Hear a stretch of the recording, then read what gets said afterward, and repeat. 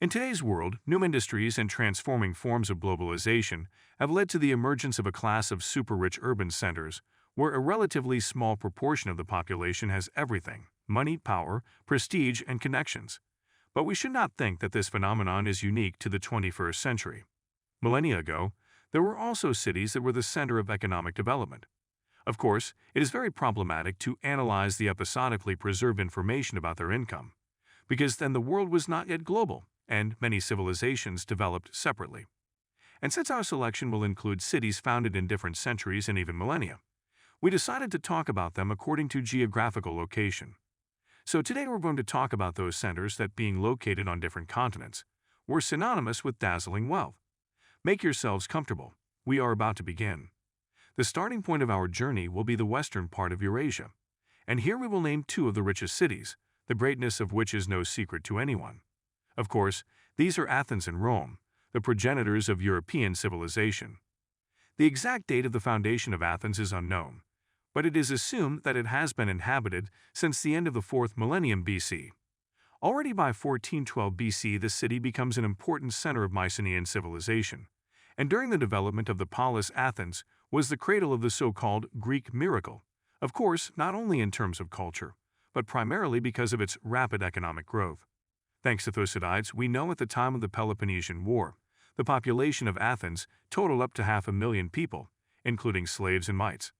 Libraries, temples, gymnasiums, and sanctuaries. All these buildings testify to the incredible wealth of the city and, of course, its inhabitants, who largely determine the main path of development of the entire Western civilization.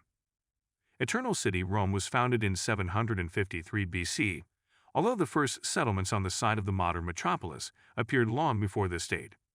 Thanks to favorable climatic and geographical conditions, the economy of ancient Rome began to flourish rapidly. However, this power became the hegemon of several continents due to numerous wars, thanks to which the capital became rich at an unprecedented rate. In addition, almost all kinds of craft activities existed in the city. Metal, stone, leather, and wool were processed. Thousands of people worked tirelessly to strengthen the economic and military power of the state. Much attention was paid to the construction of roads, aqueducts, aqueducts, and public buildings. Of course, there were black pages in the history of Rome, but still this city has not lost its beauty and glory through the centuries. To the east of the map is a young city, consecrated in 330. It has become a symbol of changing history and civilizations passing into the ages. Legendary Constantinople, the capital of the Byzantine Empire, a center of brilliant culture and scholarship, education and development of material culture. What is its secret of success? Firstly, in the fact that the new city was created already on the site of the ancient Greek Byzantium, founded by Doric colonists back in the 7th century BC. That is why, immediately after Constantine the Great decided on the new administrative center of the Roman Empire, large-scale construction work began on its territory. The best architects, sculptors, painters, masons, and carpenters of their time were brought to the former Byzantium. An important role was also played by the so-called food bonus, according to which the settlers to Constantinople received grain, oil, and wine free of charge. Only thanks to this the city instantly grew, and in a few decades became the largest economic center of late antiquity and the Middle Ages. Moving southward, we have two ancient capitals in our queue. The first of them is Damascus. Modern archaeological data indicate that the territory of Damascus was inhabited already in the XVII millennia BC, which makes it one of the oldest cities in the history of mankind. It became a center of trade after the invasion of the Arameans around 1400 BC. Of course, its geographical location also played a role, as Damascus is located at the foot of the eastern slope of the Antilevan range on the border of the Syrian desert, along the banks of the Awana River, the only permanent source of water in the region.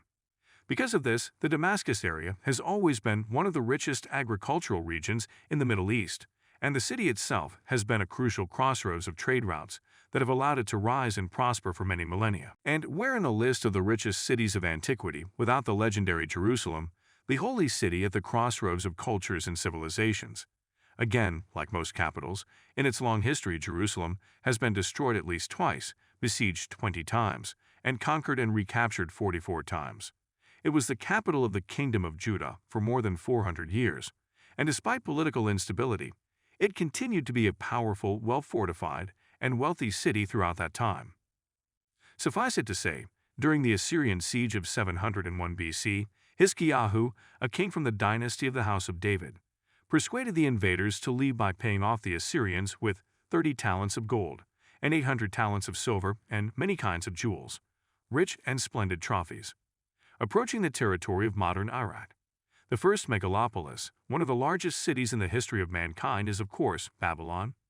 The time of its foundation is not known exactly, but it is believed that the first mention of it dates back to the II millennium BC, and the period of prosperity of Babylon is VIV BC. According to archaeological data, it was during this period the area of the city was about 10 kilometers square.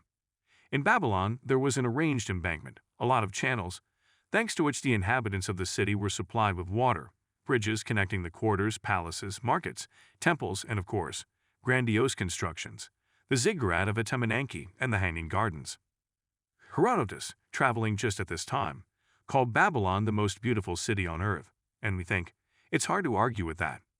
Another ancient and richest city, which simply cannot be left unmentioned, is currently only the third largest and second most populous in one of the former Soviet republics. Can you guess what we are talking about?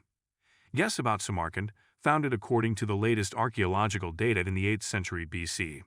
This city, the same age as Rome, is known as the capital of the ancient state of Sogdiana, and is mentioned in the works of Greek and Roman historians. Thanks to written and archaeological sources, we know the success of Samarkand's wealth lay in the fact that the city was located on the Great Silk Road, and was a key point for all travelers heading to Central Asia. Despite the fact that during the periods of its history Samarkand often passed from one conqueror to another, it never lost its status as an important trade and political center. By the early 1330s, the famous Arab traveler Ibn Battuta visited Samarkand and described it as one of the greatest and finest cities, and the most perfect of them in beauty. As we move eastward on the map, we have Xi'an, which for a time was one of the largest cities in the world, and served as the capital of 13 states in the history of China. By and large, Xi'an is the most significant historical and cultural center of this region, because it was the destination of trade caravans that traveled along the Silk Road. The city is also notable for the fact that it is still an important center for the development of the economy of the central and northern regions of the country. But this is not the only thing that strikes the imagination, because it is here that the famous terracotta army was found, the burial of at least 8,000 full-size statues of Chinese warriors and their horses. By this fact alone, perhaps, one can judge the wealth of ancient Xi'an and its power holders. Now let's look at a map of Africa. In the territory of modern Tunisia, in ancient times, there was a rebel city, the same one that caused Rome so much trouble. Of course, we are talking about Carthage, the most important trading center, and one of the richest cities of antiquity. Carthage is relatively young, but by the early 3rd century BC, it had already become the wealthy capital of the eponymous state. Another century later, an economic boom caused by the arrival of a new wave of settlers from Phoenicia helped to establish trade links not only with the metropolis but also with Greece. Up until the catastrophe of 146 BC, the city was the economic center of the entire Western Mediterranean. In many ways, by the way, this explains the persistence with which Marcus Porcius Cato the Elder tirelessly repeated that Carthage must be destroyed. Up to this point, we have talked about antiquity in its classical sense, recognized in European historiography. But at the end, we will allow ourselves to take liberties and depart from these criteria. After all, the last city, which will be discussed today, is worthy of it. Yes, by the standards of Eurasian history, it does not belong to the cities of the ancient world, but for South and North America, such chronology is hardly applicable. So the last metropolis for today was located on the place of modern Mexico City. Perhaps you remember what it was called.